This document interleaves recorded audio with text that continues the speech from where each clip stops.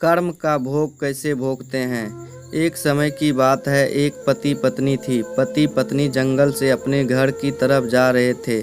चलते चलते उन्होंने एक पेड़ के नीचे विश्राम करने का सोचा।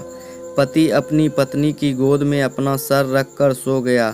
तभी वहां पर एक योद्धा आया। योद्धा भी विश्राम करने के लिए पास वाले पेड़ के नीचे बैठ गया। पत्नी उस योद्धा से कहती है, मैं कभी अपने जीवन में तलवार नहीं देखा, क्या आप मुझे कुछ समय के लिए अपनी तलवार देखने का मौका देंगे। योद्धा को उस औरत की बातों पर विश्वास हो जाता है और वह तलवार उस औरत को देखने के लिए देता है। औरत तलवार पकड़ते ही अपने पति का गला काट देती है और तलवार योद्धा की तरफ फेंक देती है और खुद नगर की तरफ भागते हुए कहती है, इस योद्धा ने मेरे पति को मार डाला।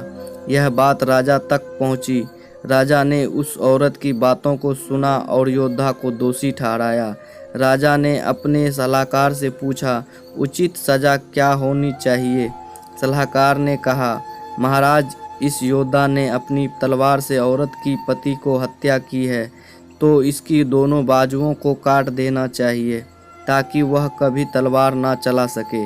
राजा ने ऐसा ही किया। योद्धा की दोनों बाजुओं को कटवा कर उसे छोड़ दिया। जब योद्धा की बाजू काट दी जाती है तो वह उस पीड़ा और अपमान को सहन नहीं कर पाता है और पहाड़ी से कूदकर आत्महत्या करने की सोचता है। लेकिन रास्ते में उसे एक साधु रोक लेता है। उस योद्धा को बताता है कि उसे उसकी स्थिति का पता है और उसे ध्यान लगाने को कहता है। योद्धा साधु से पूछता है, बाबा, मेरी गलती क्या है।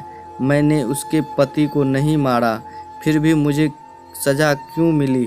बाबा उस योद्धा को उसके पूर्व जन्म की कहानी सुनाते हैं। साधु कहते हैं कि पूर्व जन्म में यह औरत एक गाय थी। उसका पति कसाई था और तुम एक पहलवान थे।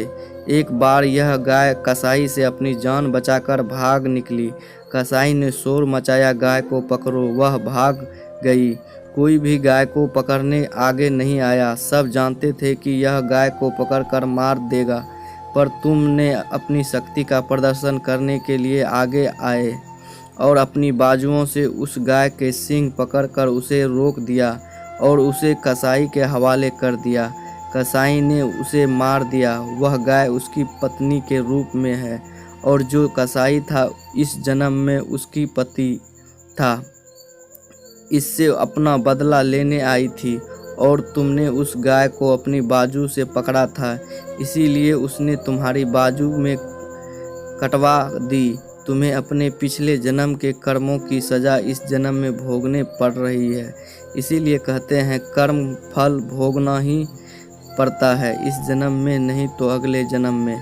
हमें सदा अच्छे कर्म करने चाहिए। जैसे जिसकी सोच वैसे उसके कर्म, जैसे जिसके कर्म वैसे उसके फल। यह वीडियो अगर आप लोगों को अच्छा लगा हो तो आप लोग लाइक कमेंट ज़रूर करें।